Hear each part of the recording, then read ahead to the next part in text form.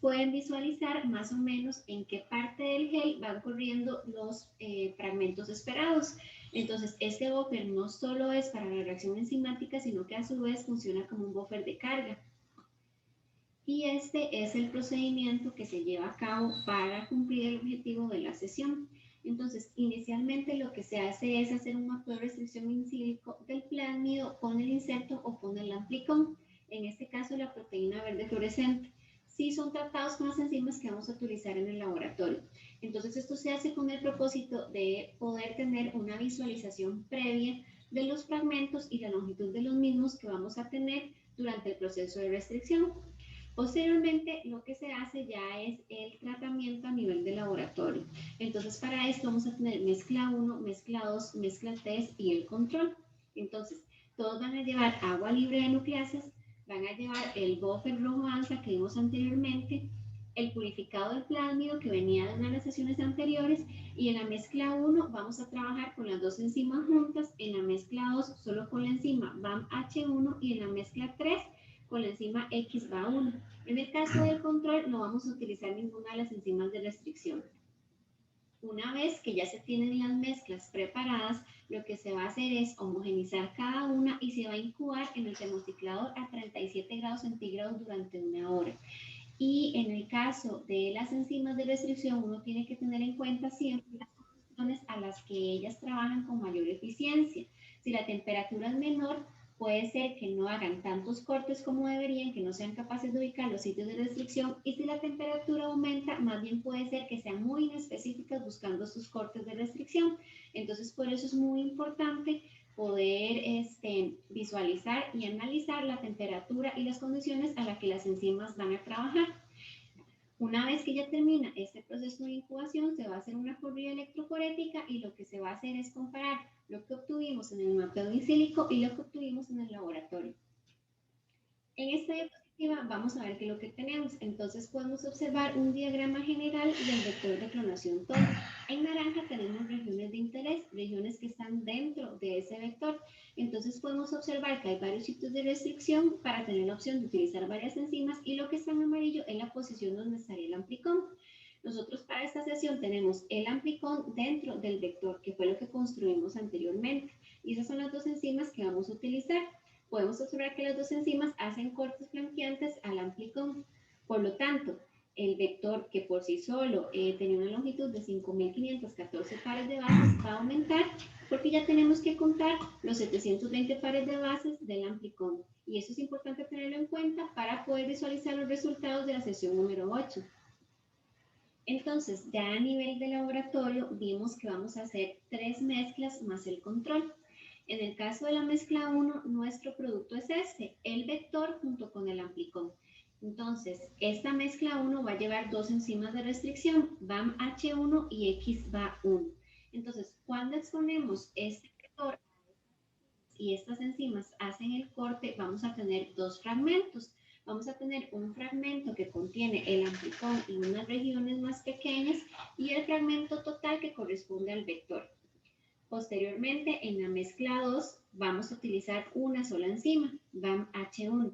Cuando esta enzima actúa sobre esta molécula de ADN y hace el corte, simplemente lo que va a hacer es linealizar esta molécula que era inicialmente circular, y vamos a tener un solo fragmento, no dos como en la mezcla anterior. Y en la opción 3 vamos a utilizar igual una sola enzima, pero ya no vamos a utilizar BAM-H1, sino que utilizamos XBA1. Y va a ocurrir lo mismo que en el ejemplo anterior. Cuando esta enzima realiza el corte, simplemente lo que hace es linealizar ese fragmento de ADN que teníamos circular. Y en el caso del control, al no utilizar enzimas, simplemente no va a haber ningún corte para esta molécula.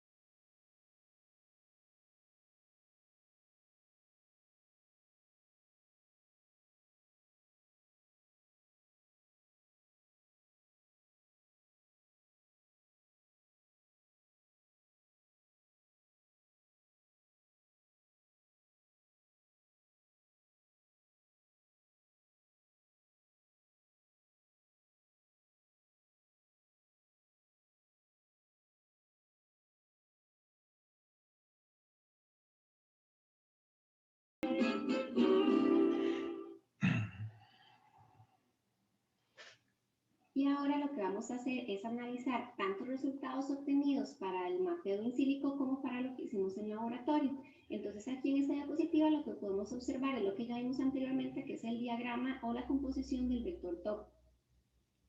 Y posteriormente en esta diapositiva lo que pueden observar es el marcador que se utilizó y la información que vamos a agregar al programa. Y estos son los resultados obtenidos para el mapa de recepción in silico de la mezcla 1. Recordemos que para la mezcla 1 se utilizaron 2 enzimas. Entonces, el archivo que uno sube al programa que nos va a ayudar a visualizar la cantidad de fragmentos y la longitud de los mismos después de hacer una digestión por enzimas de restricción, es un archivo de texto que contiene tanto la secuencia del vector como del amplicón. Entonces aquí podemos observar que el corte originado de XBA1 a BAM-H1 vamos a obtener un fragmento de 5.445 pares de bases. Recordemos que XBA1 está ubicado a la derecha y si seguimos las manecillas del reloj llegamos hasta el corte de BAM-H1 pasando por todo el vector, por eso es que el fragmento es más amplio. Para el corte de BAM-H1 a XBA1 vamos a obtener un fragmento de 789 pares de bases y así es como lo observaríamos en el GEL que está en la parte derecha de la diapositiva y cómo se vería con respecto al marcador. En el caso del mapa de restricción in silico para la mezcla 2, en el que se utilizó una sola enzima, BAM-H1, lo único que tenemos es un solo corte. Por lo tanto, el fragmento es lineal. En el GEL vamos a observar un fragmento en la parte superior con la totalidad de la longitud, que serían 6.234 pares de bases. Y lo mismo podemos observar para el mapa de restricción in silico de la muestra 3, que utilizamos igual una enzima, pero en este caso lo que se utilizó fue XBA1. Y así es como observaríamos los resultados en el GEL. Podemos ver que en la mezcla 1 tenemos 2 bandas, en la mezcla 2 una sola, en la mezcla 3 igual, y en el control también. Lo que podemos ver aquí es que en el caso de mezcla 2, mezcla test y control, que tienen la misma longitud, podemos ver una diferencia de migración. Y esa diferencia de migración, aunque tengan la misma longitud, se debe a las conformaciones que puede tomar una molécula de ADN. Y es por esta razón que en el caso del control se puede ver una migración un poco más hacia la región inferior del gel, y eso es porque puede tener una conformación súper enrollada. Ahora en esta sección, ya con todo lo que vimos en la parte de teoría y en la parte práctica, lo que vamos a hacer es una pequeña práctica, y esta práctica es con el propósito de determinar si hubo una buena comprensión de los conceptos que vimos, de la aplicación y funcionalidad de las enzimas, y así como la interpretación de datos. Este es el ejercicio que ustedes van a desarrollar por sí solos, y en el siguiente diapositiva vamos a ver las respuestas correctas y cómo la resolución de dicho ejercicio. Entonces, es un asocie y dice así: a partir de un fragmento lineal de ADN se realizaron ensayos para escribir el patrón del mismo mediante la digestión por distintas enzimas de restricción, bajo condiciones adecuadas. Determine según las bandas observadas para cada carril a cuál de los 5 ensayos corresponde cada uno. Es decir, lo que ustedes van a hacer es asociar el ensayo con el número de carril. Los números dentro del esquema indican los pares de bases, y ahí está el marcador que se utilizó. Entonces aquí están los diagramas que ustedes necesitan para desarrollar el ejercicio y el cuadro donde van a responder, que en la siguiente diapositiva lo vamos a ver en más detalle. Aquí lo que pueden observar es un diagrama de una molécula lineal de ADN. Posteriormente están los ensayos. Son 5 ensayos: ensayo A, B, C, D y E. En el caso del ensayo A se utilizaron 2 enzimas distintas a la vez, igual que en el ensayo E. Y posteriormente lo que ustedes pueden observar es un gel o una corrida electroforética donde se pueden determinar distintos patrones de banda y los carriles numerados del 1 al 5. Cada uno de esos carriles y el patrón de bandas obtenido corresponde a cada uno de los ensayos. Entonces tienen que asociar la letra de los ensayos con el número de carril. En la parte izquierda del carril lo que está representado es el marcador. Luego lo que ustedes observan en verde es cada uno de los cortes que pueden realizarse en esa molécula de ADN, y en la parte de arriba está designada qué enzima realiza cada corte. En la parte inferior lo que se refleja es la longitud en pares de bases de esos cortes según sean las enzimas utilizadas. Aquí está este cuadro para que ustedes realicen el asocie, y adjunto a esta presentación va a haber un documento donde van a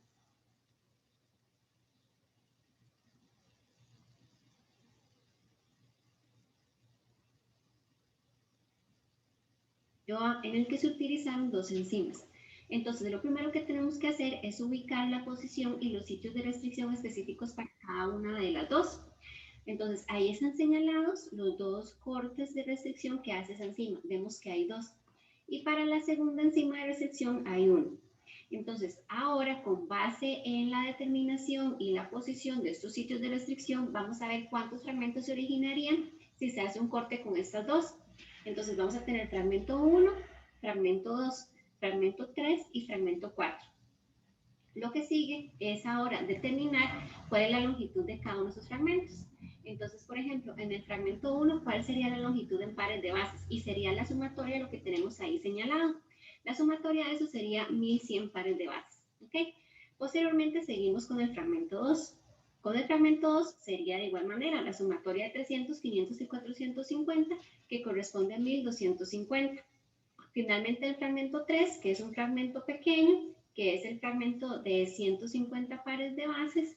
Y por último tenemos el fragmento 4. El fragmento 4 es la sumatoria de 400 y 100 pares de bases, y tenemos un total de 500. Si ustedes suman, en ese caso, en lo que son los fragmentos y lo que es la longitud total del fragmento lineal de ADN, para ambos es de 1000 pares de bases. Entonces vemos que la sumatoria la hicimos correctamente. Ahora, ¿qué es lo que sigue? Lo que sigue es buscar todas esas longitudes en el gel. ¿Y cómo lo buscamos? Para eso lo que hacemos es tomar en cuenta el marcador que ya les mencioné anteriormente, las indicaciones que se habían utilizado. Entonces, con base en las posiciones de las bandas del marcador, lo que hacemos es buscar cada uno de los fragmentos. Los fragmentos más pequeños van a estar en la parte inferior y los más grandes en la parte superior, como ya ustedes lo han visto en clases anteriores. Entonces, ¿cómo localizar el de 150, el de 500, el de 1100 y el de 1250? Entonces, por lo tanto, el carril 2 es el que corresponde al ensayo con las enzimas denominado con la letra A. Y ahora lo que vamos a hacer es analizar los resultados del ensayo B. Para el ensayo B solo se utilizó una enzima, entonces lo que prosigue es ubicar el sitio de restricción específico para la misma dentro del diagrama de ADN. Podemos observar que hay un único sitio de restricción, por lo tanto vamos a tener solo dos fragmentos. Vamos a tener el fragmento número 1, que es bastante extenso, que corresponde a 2350 pares de banda, y el fragmento 2, que es la sumatoria de 150, 400 y 100, que corresponde a 650. Hacemos la sumatoria total para ver que estamos en lo correcto y lo que sigue es ubicar esos fragmentos dentro del gel. En este caso es muy sencillo porque solo uno de los carriles tiene dos bandas, pero con el marcador lo vamos a hacer igual paso a paso. Vamos a ubicar el fragmento de 650 y el de 2350. Por lo tanto, el carril número 3 es el que corresponde al ensayo B. En las diapositivas siguientes vamos a ver la resolución de todos los ensayos más rápidamente.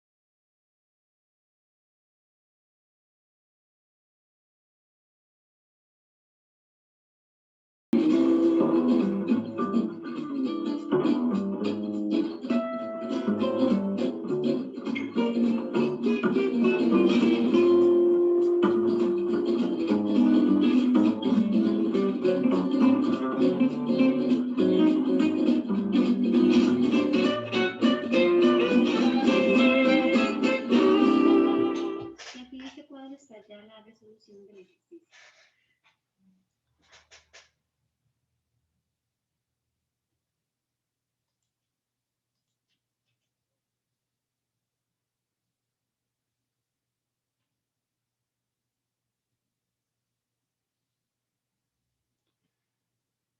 Muy bien,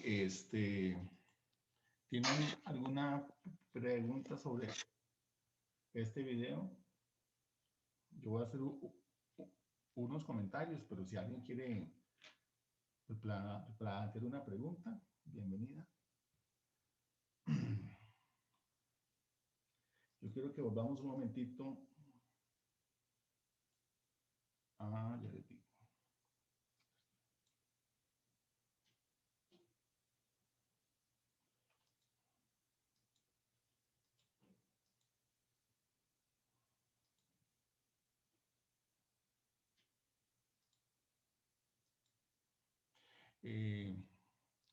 Ven ustedes aquí que cuando uno monta una reacción de restricción, uno tiene verdaderamente pocos reactivos que mezclar.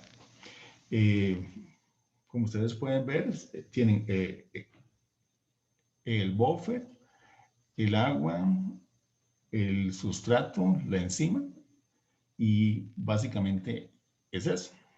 Ahora, hay varios puntos que son importantes acá.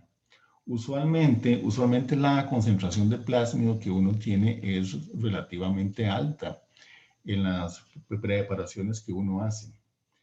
En consecuencia, usualmente uno pone ahí 1 microlitro y eso es más que suficiente, a veces 0.5 microlitros. Cuando dice la cantidad de hasta 20 microlitros, entonces uno tiene que hacer una resta Es decir, sumar todo el resto de los reactivos hasta que sumen, por supuesto, 20 microlitros. Uno lo puede hacer en diferentes volúmenes finales, 10 microlitros, 20, 25, 50, 100, dependiendo de lo que uno quiera hacer. En este caso en particular, usualmente como las concentraciones de plásmido son muy altas, uno no necesita hacer mucha reacción, porque si la preparación que uno hace de apenas pocos microlitros de plásmido, entonces uno gasta un poquito nada más para saber que la preparación de los plásmidos está correcta mediante el análisis de restricción. Hay un aspecto aquí que me parece sumamente importante destacar. Todos estos reactivos que están aquí son relativamente estables, excepto las enzimas. Y en consecuencia, es importante el orden en que se van a pipetear los reactivos en los tubos. Siempre se debe empezar con el agua. Entonces, los cálculos tienen que estar hechos de previo. Esta hoja que ustedes ven ahí, o esos cálculos que ustedes ven ahí en ese cuadro, es como un precálculo, ¿ok? Porque ya yo tengo que saber exactamente cuántos microlitros de agua tengo que poner y empiezo con el agua. En segundo lugar, se tiene que pipetear el buffer.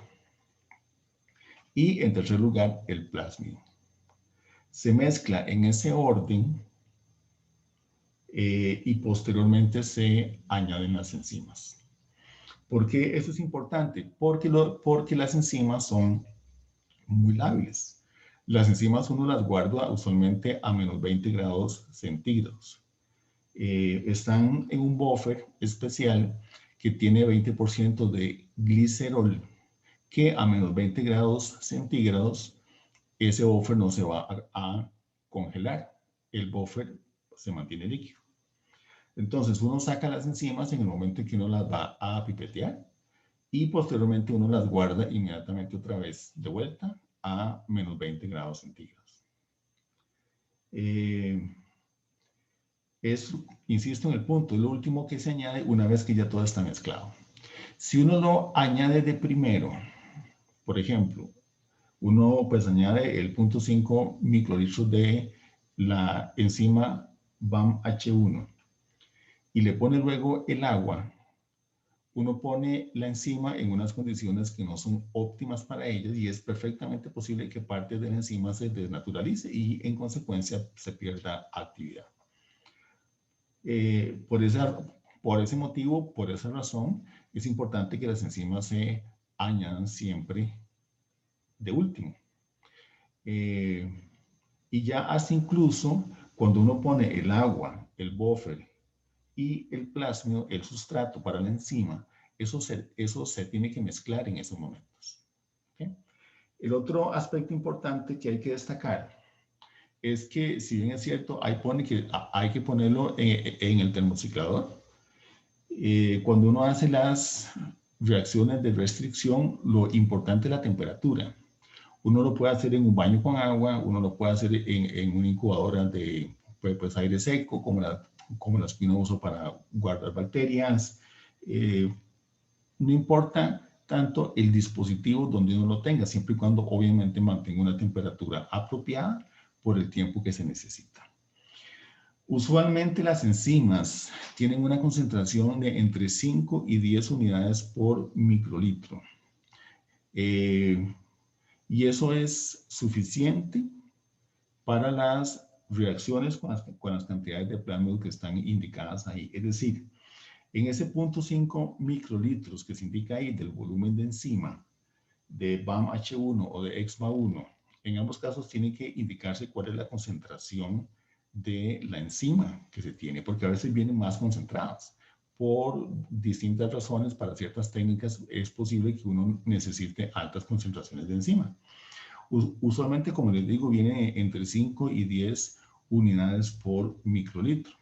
Entonces, perfectamente entre 2 a 5 unidades en una reacción de 20 microlitros es suficiente para cada una de las enzimas o para cada una de las reacciones.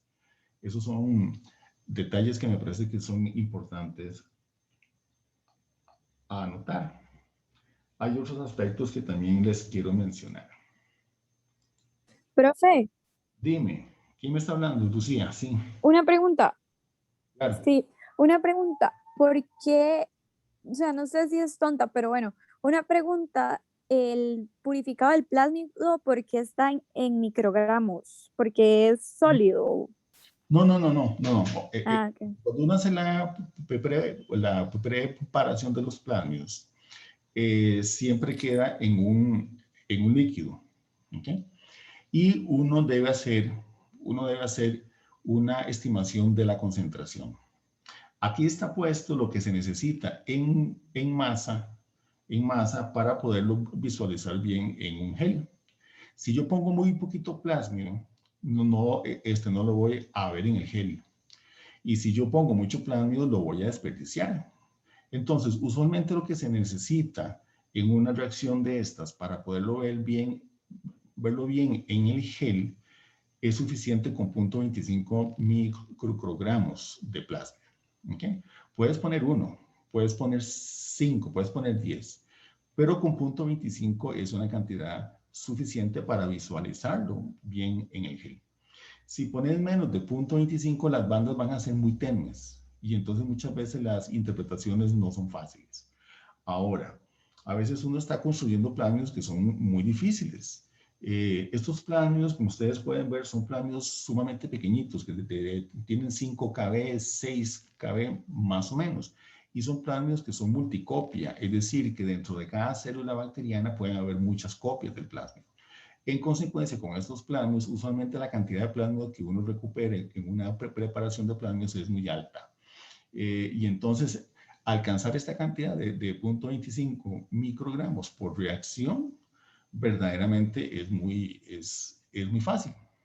Pero para otros plásmidos, o cuando uno está aislando fragmentos, ya no un plásmido, sino un pedazo de ADN, qué sé yo, a partir de una de las bandas que uno ve en un gel y que uno quiere usar ese fragmento para otras cosas, a veces cuesta mucho recuperar una suficiente cantidad de plásmido o de ADN.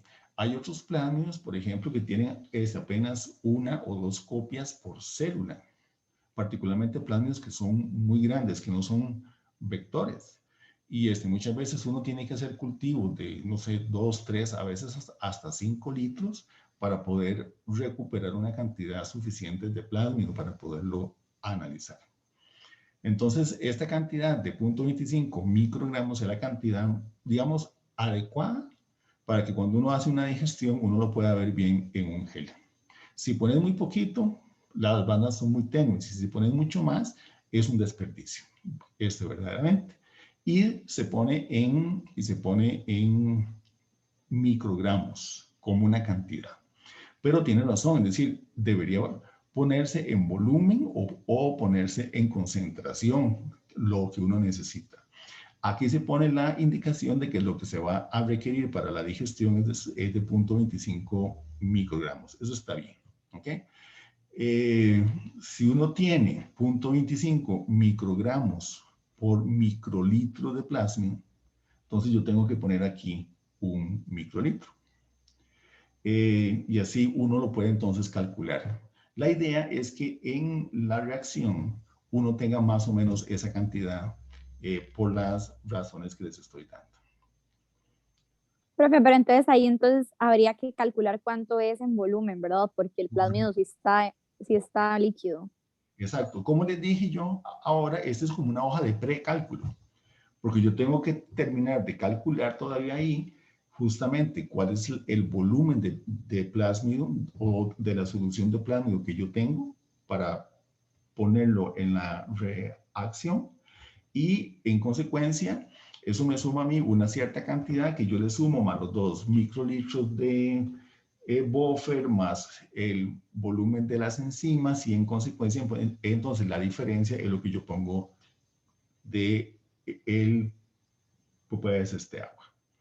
¿Ok? Como les dije, esta es una hoja de precálculo y posteriormente cuando yo voy a hacer las reacciones, yo tengo que poner, bueno, yo voy a decir tengo que poner, qué sé yo, 15 microlitros de este agua, tengo que poner 2 de el buffer, tengo que poner 2 de el plasmio, por ejemplo, y tengo que poner 0.5 y 0.5 de cada una de las enzimas para que me sume 20.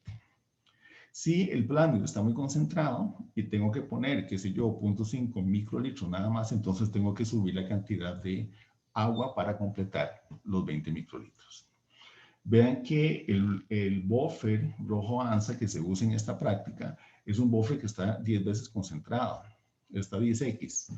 En consecuencia, uno tiene que llevarlo a hacer una dilución y llevarlo a 1x.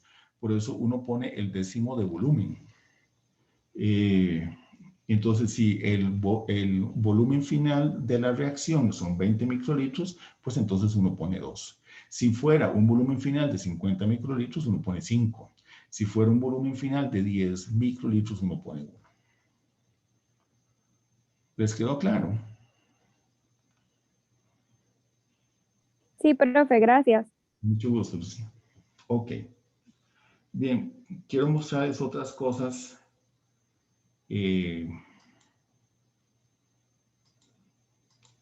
que yo lo marqué aquí en el tiempo. Vean, aquí se hace... Ok. Vean esta imagen. Vean esta imagen.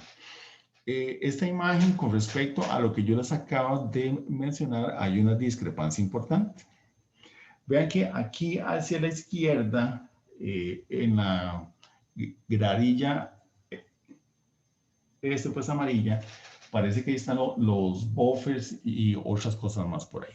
¿Okay? Cuando uno pipetea esto, todo esto tiene que estar metido en hielo.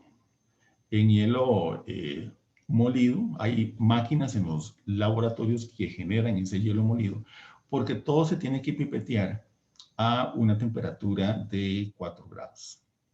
Eso es importante por varias razones. Una de ellas, particularmente por la estabilidad de las enzimas.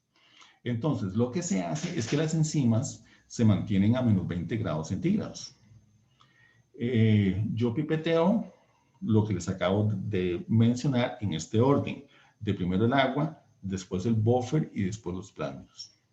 Y cuando ya lo tengo todo pipeteado en tubitos, me dirijo al congelador de menos 20 grados donde yo tengo guardadas las enzimas, saco las enzimas, los viales de las enzimas que necesito, las meto inmediatamente en hielo, me dirijo a la mesa de trabajo, pipeteo las cantidades de enzima que se necesiten para cada uno de los tubos e inmediatamente regreso, o sea, llevo el baldecito con el hielo y las enzimas metidas en el hielo y las llevo así hasta el congelador y las guardo inmediatamente en el congelador.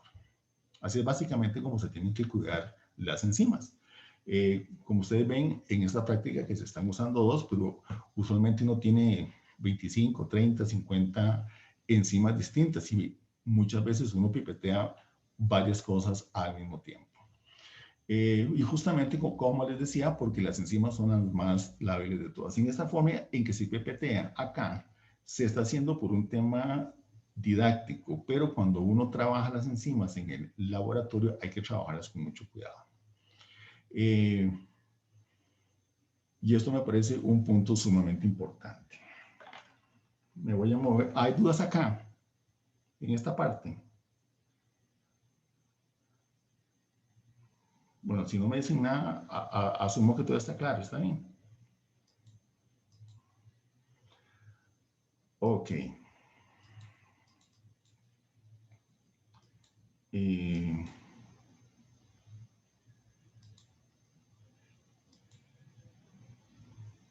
Esta parte creo que estaba sumamente clara de que por qué se tiene un producto y por qué se tienen dos a veces. Aquí. Ven ustedes que aquí se tienen los resultados de dos grupos de estudiantes que hicieron prácticamente lo mismo. En lo que está marcado como M1 es donde se hizo la digestión doble con las dos enzimas, con SBA1 y con BAM-H1.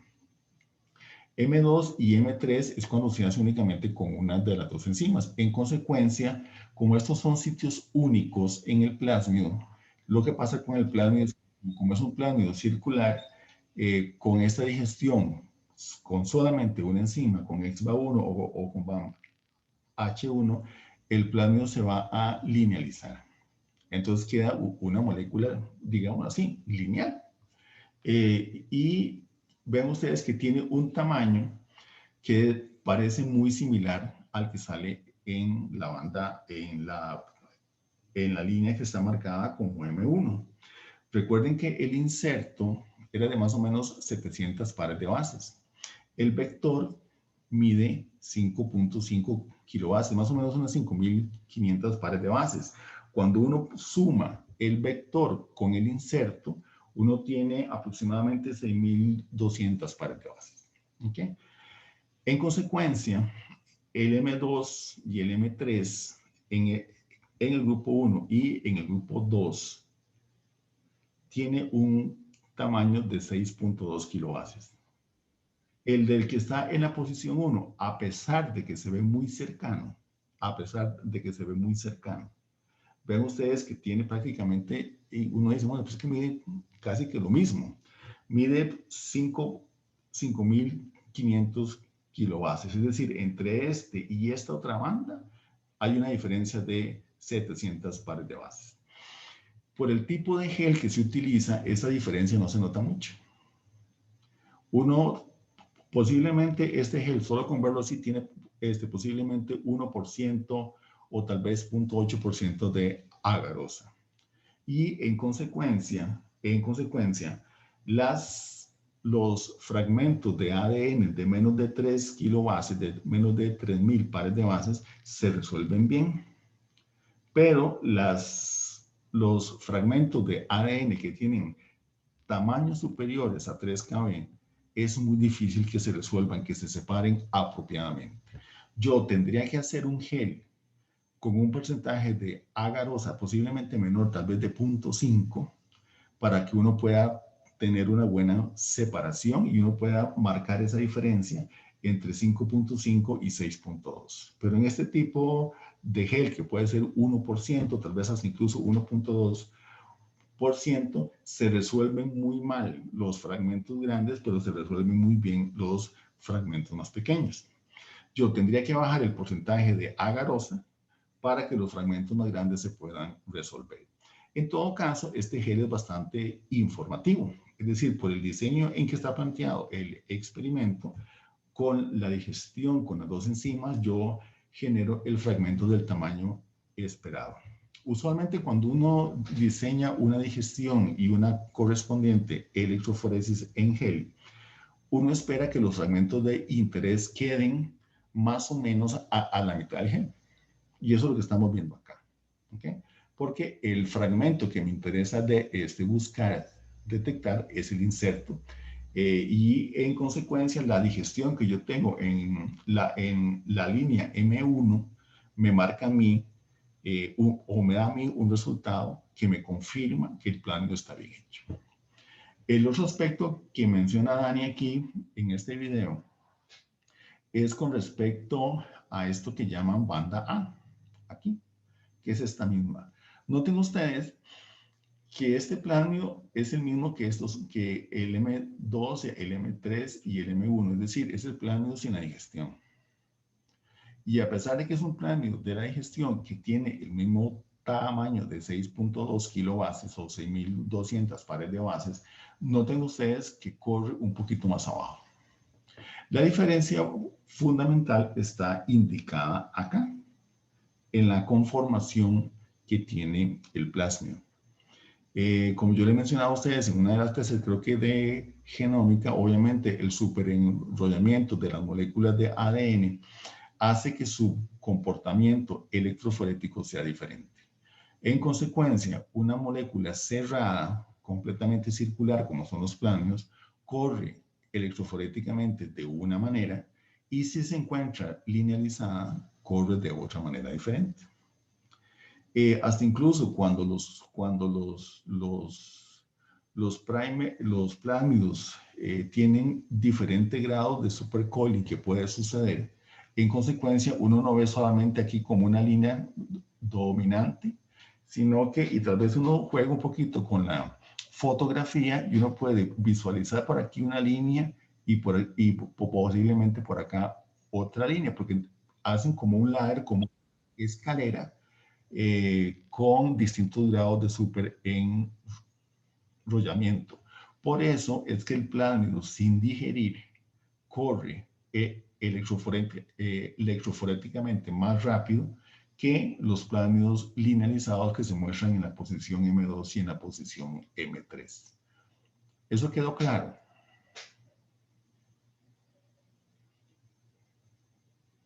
¿Alguien que me diga algo? Díganme sí, díganme no, pero díganme algo. Entonces, en la opción C, el control es por la conformación superenrollada del plasma. Por eso es que corre diferente, con la conformación que tiene. Correcto, Fede. Exacto. Ese es el punto. Muy bien. Ok. Y luego me quiero mover un poquito para este ensayo tan interesante que les pusieron, que me parece algo sumamente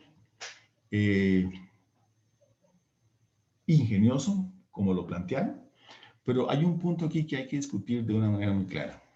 Vemos, y esto es para que lo entienda por si sale en un quiz o sale en el examen o lo que sea. No, noten ustedes acá que se está hablando de un fragmento lineal de ADN. ¿Okay? Significa que posiblemente este es un producto de PCR, o bien podría ser una molécula circular como un plásmido que se linealizó con una enzima que tiene un solo corte.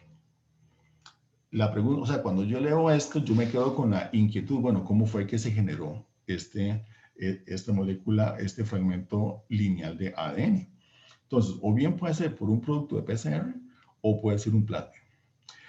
El análisis de restricción, así con varias enzimas, uno lo puede hacer con muchos plásmidos distintos o con fragmentos de PCR.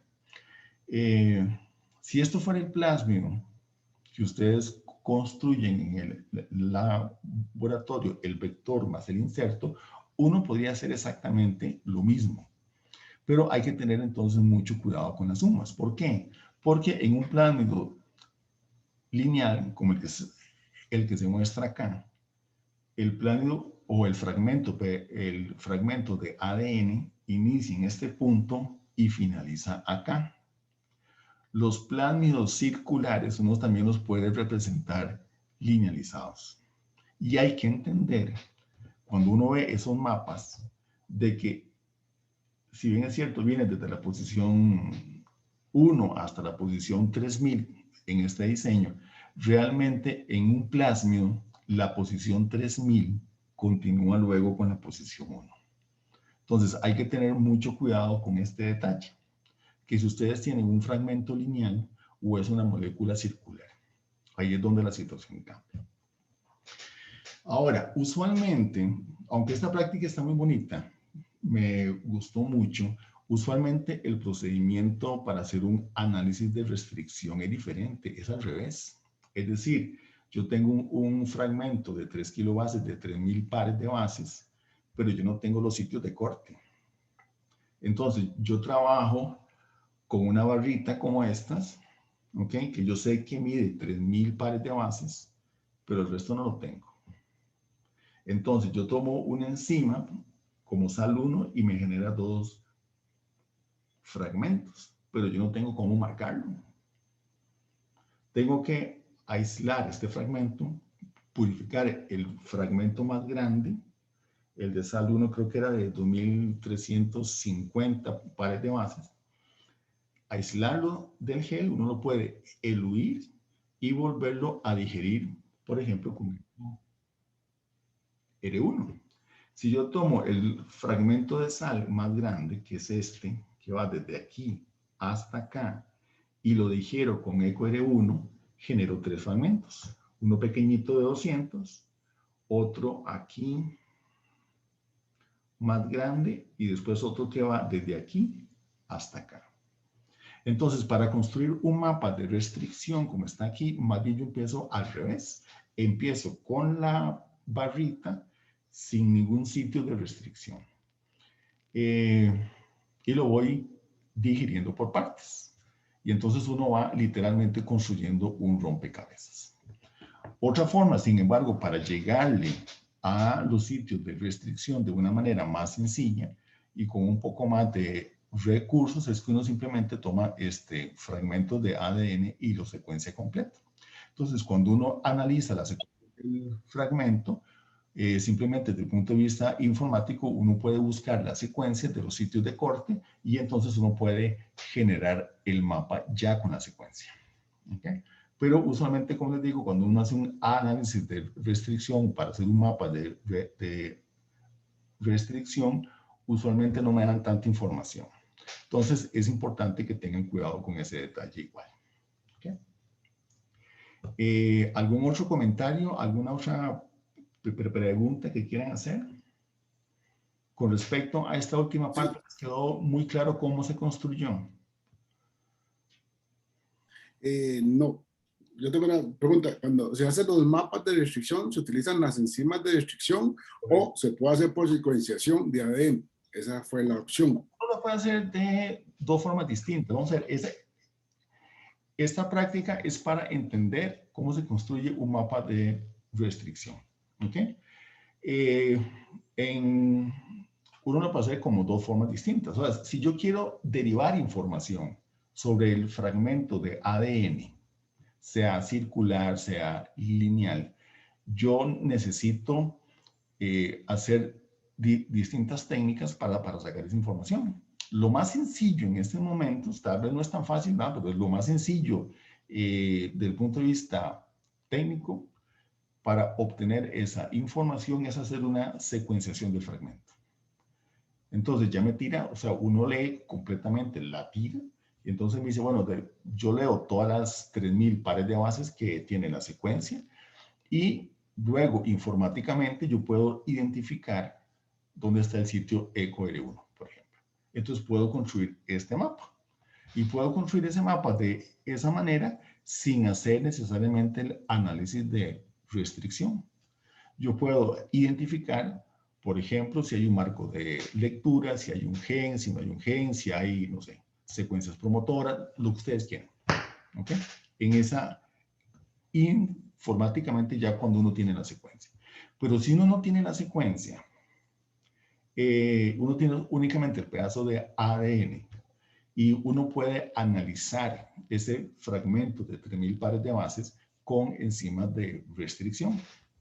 Pero yo los que les estoy mencionando es que cuando uno está haciendo eso en la vida real, a uno no le dan tanta información como esto, sino que uno empieza con una barrita en cero, o sea, sin los números, sin estas líneas, sin indicarle a uno dónde están los sitios de corte.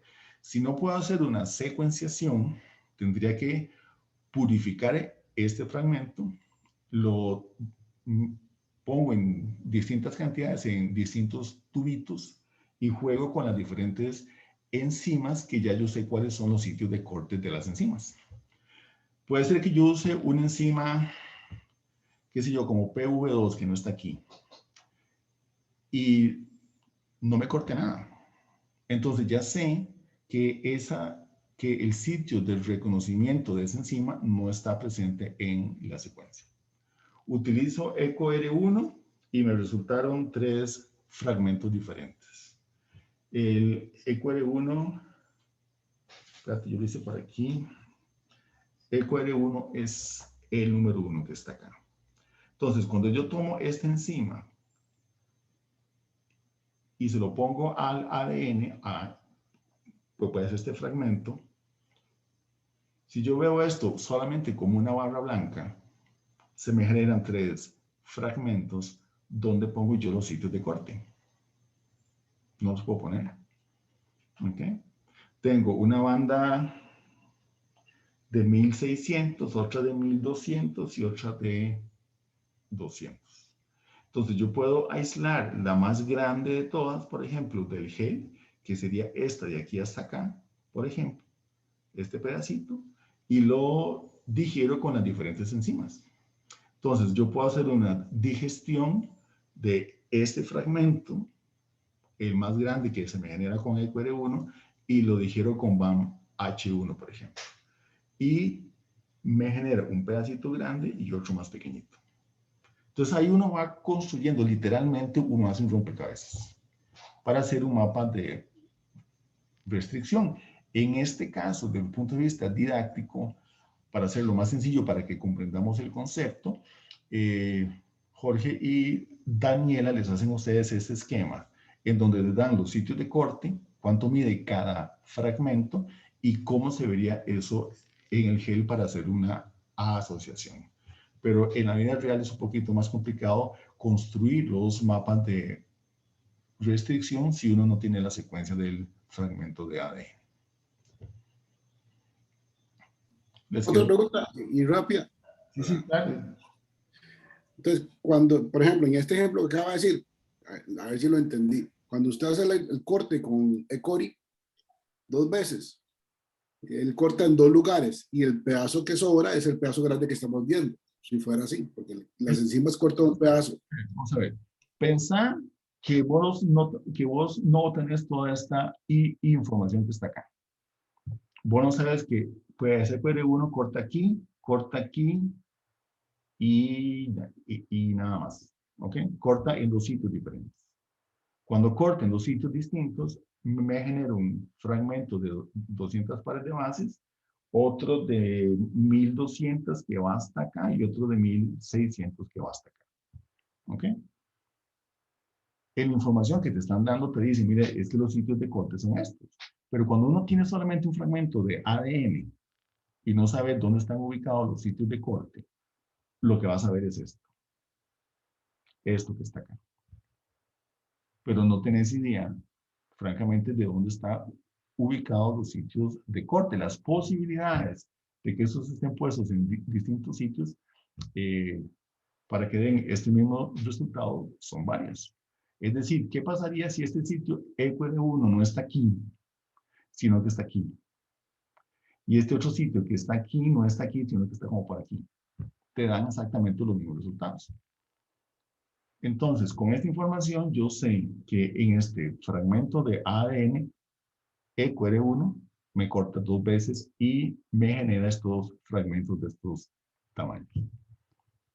En la forma en que se los plantean aquí Daniela y Jorge, es simplemente hacer esa correlación de cómo se cortan las enzimas en un fragmento de ADN, les están dando la información de los sitios de corte, de dónde es que se corta, y la idea es que ustedes averigüen, literalmente, sumando pedazos, cuál es el patrón que ustedes esperarían ver para esos sitios de corte en este fragmento de ADN. ¿Okay? Así es básicamente como sea. Gracias. Con mucho gusto, Federico. Cualquier otra duda que tengan. Profe, entonces, digamos, la forma en la que está el fragmento de ADN, por ejemplo, yo lo veo con lo que nos explicaron al principio, el plásmido circular, usamos 2 enzimas y se obtuvo dos fragmentos. Correcto. Mientras que si aquí hay 2 sitios de corte en esta molécula lineal, más bien tenemos 3 fragmentos. Entonces supongo que eso es lo que influye la forma en la que esté el ADN con el que estamos trabajando. Vamos a ver, sí, vamos a ver. Por eso es que hay que entender bien esto. Vean. Esto es un tema de copy-paste, ¿ok? Vamos a ver, pero es sumamente, es sumamente importante justamente lo que les mencionaba yo antes, de que es un fragmento lineal. Porque en el fragmento lineal que ustedes tienen, no hay que considerar la circularización de la molécula, ¿ok? En el otro plano que estaban analizando con las otras 2 enzimas, otro punto importante, las otras 2 enzimas tienen solamente un punto de corte en toda la molécula. ¿Ok? Entonces, cuando se cortan, se linealiza esa molécula. Entonces, te queda un fragmento de 6.2 kilobases. ¿Ok? En este caso, Vean por eso la diferencia importante. En este caso aquí, encima sal 1, tiene solamente un punto de corte. En la molécula circular, con pues X va 1 o con H1, yo hago un solo corte y me genera un fragmento en el análisis de restricción. ¿Por qué? Porque la molécula es circular. Yo tengo la molécula circular y le hago un corte, entonces queda una molécula lineal. Es como si tomáramos esa digestión con esa enzima, tenemos una molécula lineal y pasamos a este tipo de análisis entonces. Por eso es sumamente importante tener claro si uno está trabajando con un fragmento lineal o con un plasma. Con el plásmido yo tengo una enzima que me hace un solo sitio de corte y pasa de una molécula circular a una molécula lineal. En este caso ya ese es un fragmento lineal. Pensemos que es un producto de PCR, no hay ningún problema. Pero también este fragmento lineal que yo tengo aquí pudo haber sido de un plásmido que yo digerí con una enzima de un solo corte. Profe, entonces, digamos, usted lo ve ahí con el sal 1, ¿verdad? Ahí lo que está pasando es que se está abriendo, o sea, el plásmido que era circular se está haciendo lineal. Vamos a ver, sí, pero vamos a ver, este plásmido, vamos a ver, eso es un buen punto. Pensar que este fragmento de ADN que estamos viendo aquí es el plásmido. ¿Ok? Definitivamente no, ese plásmido no lo pudiste haber linealizado con ninguna de estas enzimas que está acá. ¿Ok? Porque, vamos a ver, si esto fue un plásmido lineal, digo, un plásmido circular, y generamos este fragmento, ¿ok? La pregunta que queda aquí es cómo se llegó a linealizar este plásmido. ¿Ok? No, vamos a ver, ¿cuál fue la enzima que me cortó el plásmido circular, la molécula circular, y me lo convirtió en una molécula lineal? Definitivamente no fue sal 1. Porque si yo hubiera cortado el plásmido circular con sal 1, significa que sal 1 cortaba en estos dos puntos y me hubiera cortado aquí al mismo tiempo. Si esto fue un plásmido, este plásmido se linealizó con alguna otra enzima que no es ninguna de estas, por ejemplo. Tendríamos que ver cuál es. ¿Okay? Ahora, bien, no sé, pudo haber sido cualquier otra. ¿Okay? Ninguna de estas, sin embargo. Si usted tiene, vamos a ver, si es un plasma que tiene solamente un sitio de corte para sal 1, esa molécula circular se corta con sal 1 y queda una molécula lineal. Pero si ese plásmido tiene dos sitios de corte para sal 1, se me generan igual lo que vimos en el caso del gel que estábamos viendo pues anteriormente, se me generan dos fragmentos. Si tuviera un solo sitio, el plásmido se lineariza. Pero si tiene dos sitios de corte, como en el caso del plásmido, vemos entonces dos fragmentos. Profe, entonces esto que estamos viendo acá es un pedacito del plásmido, nada más. Podría ser un pedacito de plásmido. Ve que no dicen que es el plásmido que estamos viendo antes. Simplemente dicen que es un fragmento lineal de ADN. ¿Ok? Perdón, profe, otra vez, es que no lo escuché. Vamos a ver, vámonos para atrás un momentito para que vean esto. Vamos a ver el plásmido. Fíjate que le llegue, es que... Ok, vean este plano. ¿Okay? Ese es el plano que se usa para esta práctica. Es un plano de 5.5 kilobases. ¿Okay? Y es una molécula circular. ¿Okay? Muy bien. ¿Cuántos sitios de corte únicos tienen? Aquí están indicados, tienen varios. ¿Ok? Yo no veo aquí sal 1, por ejemplo. No está sal 1 aquí. ¿Okay? Pero tenés HIN3, KPN1, BAN-H1, etcétera, etcétera. Si estos son sitios únicos y la molécula es circular, yo lo corto con un sitio único y me genera una molécula lineal. Pero si tuviera dos sitios de corte, para la misma enzima, me genera dos fragmentos. Uno. Ok, profe, entonces para linealizarlo tendría que ser con alguna de esas enzimas que dice ahí. Correcto, y que tenga solo un sitio de corte. Vamos a ver, que tenga un sitio de corte. Ojo, yo lo sé aquí en el vector, porque la información me la están dando. Pero, ¿qué pasaría si yo tengo, vamos a ver, un solo sitio de corte en el vector? Digamos, para la enzima HIN3, esta que está acá. ¿Ok? Yo sé que en el sitio de corte, en el vector, tengo uno. Si yo tengo el vector, el plano circular, y lo corto con HIN3, esa molécula circular se me vuelve una molécula lineal. ¿Ok? Cuidado, ahora te voy a poner una trampa. ¿Qué sucede si yo le meto a este plánmido un inserto, un fragmento de interés, como el que metimos ahora de 700 pares de bases, y genero un plánmido recombinante? Y yo lo vuelvo a digerir con HIN3, y yo no veo entonces una molécula lineal, sino que veo dos fragmentos. Significa que en el inserto que yo metí iba también otra enzima o otro sitio de corte para HIN3.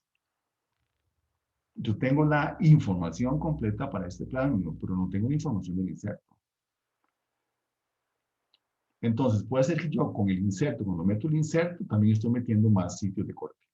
Entonces, hay que tener con eso, en la misma forma, mucho cuidado. ¿Me siguen con la idea? Creo que sí, profe. O sea, como que el plásmido, o sea, el fragmento que uno mete no puede tener un espacio para que la HIN3 pueda actuar, digamos. Vamos a ver, es que sí, pero es que es al revés. Vamos a ver, uno tiene que hacer esa consideración. Pensá que vos vas a meter dos fragmentos distintos, el fragmento A y el fragmento B en este vector. ¿Ok? Después ya tienes los plásmidos recombinantes, digámoslo así, el A y el B. Con el A cortás con HIN3 y ves un solo fragmento. Significa que es este. ¿Ok? Y que el fragmento que insertaste no tenía un sitio de corte para HIN3. En el plásmido B recombinante, haces la digestión con HIN3 y tenés dos fragmentos. ¿Qué significa eso? Significa que hay dos sitios de corte en ese plásmido recombinante. Uno en el vector, que es este que está indicado acá, y posiblemente otro en el inserto, que uno metió en el vector. Si uno no tiene las secuencias del inserto, uno juega con las enzimas de restricción. Mira, hay un sitio de corte en el inserto. Profe, entonces digamos, si yo no meto, si el inserto que yo meto no tiene un sitio de corte para, por ejemplo, HIN3, entonces yo solo voy a ver un fragmento porque lo que va a pasar es que el plásmido se va a linealizar nada más. Correcto. Ah, ¿qué? Correcto. Okay. Ahora, eso puede ser mucho más complicado que eso que estamos hablando, ¿no?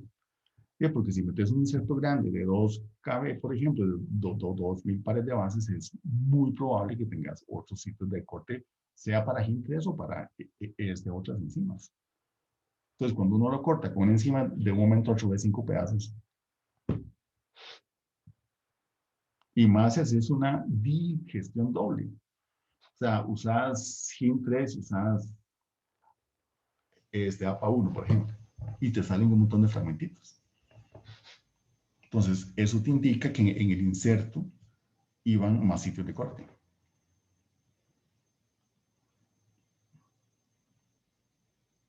¿Me siguen con la idea? Sí, profe, ya, entendido. Ok. Súper entendido, sí. Ok, muy bien. ¿Alguna otra duda?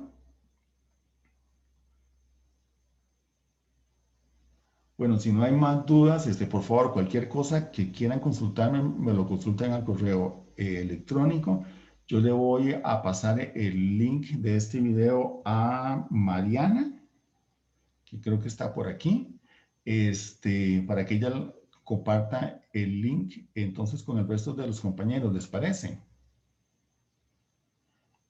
Perfecto, profe, gracias. Sí, profe, gracias. Y después yo se lo paso a Luis para que lo suba en todo caso a mediación virtual, porque los compañeros del grupo me dejaron fuera y entonces no puedo subir cosas a mediación virtual. Pero cualquier duda que tengan, con mucho gusto. Estamos. ¿Estamos entonces? Sí, profe, gracias. Ok. Muchas gracias, profe.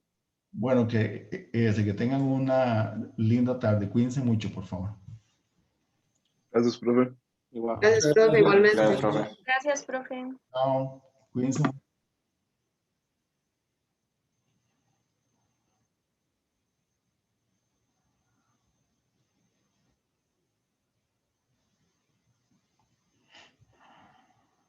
Profe, una preguntita. Es que nosotros hemos manejado que siempre se sube todo, digamos, como el procedimiento que se hace, como esta cuestión de los reactivos y todo esto en un documento y como casi siempre viene un resultado. ¿Eso para esta práctica también hay uno?